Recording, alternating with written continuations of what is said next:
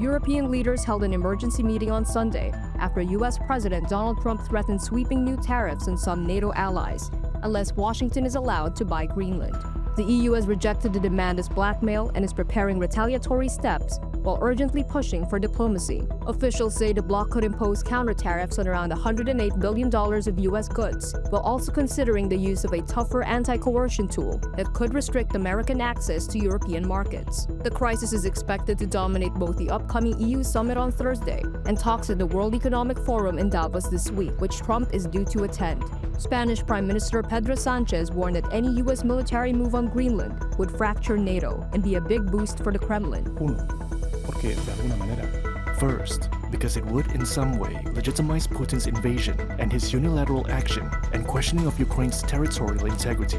Y dos, porque. And second, because I very much fear that if such an invasion of Greenland by the United States were to occur, De Groenlandia por parte de esta. it would spell the death certificate of NATO. OTAN. Danish Foreign Minister Lars Løkke Rasmussen said dialogue with Washington remained open through a new trilateral working group involving Denmark, Greenland, and the United States. Og det var en konstruktiv samtale. The talks were constructive and where we also decided to continue working on it and see if we could find a solution that leads to President Donald Trump abandoning the idea of owning Greenland. Få præsidenten til at opgive tanken om, at jeg er nødt til at eje Grønland. That secures Greenland's sovereignty, the Danish kingdom's territorial integrity, while at the same time accommodates reasonable U.S. expectations and requests. Forventninger og And that is what we agreed. 8 European nations issued a joint statement offering full solidarity with Denmark and Greenland and warning that tariff threats risk a dangerous downward spiral in transatlantic relations. The dispute has also unsettled markets, raising doubts over recent U.S. trade agreements with the EU and Britain.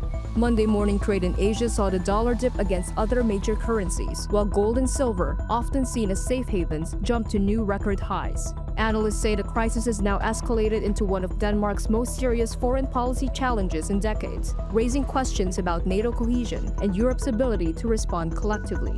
Public frustration is growing in Denmark and Greenland, where residents say they will not be pressured over territorial integrity. I think he has lost his mind. I hope that there soon will be some more clever people in the States who will tell him, no, it's not going to work, this thing. EU leaders say they remain willing to engage, but insist Europe will not be coerced. With Trump's February deadline for imposing the tariffs fast approaching, the next round of talks will determine whether the dispute eases or heads toward a broader confrontation.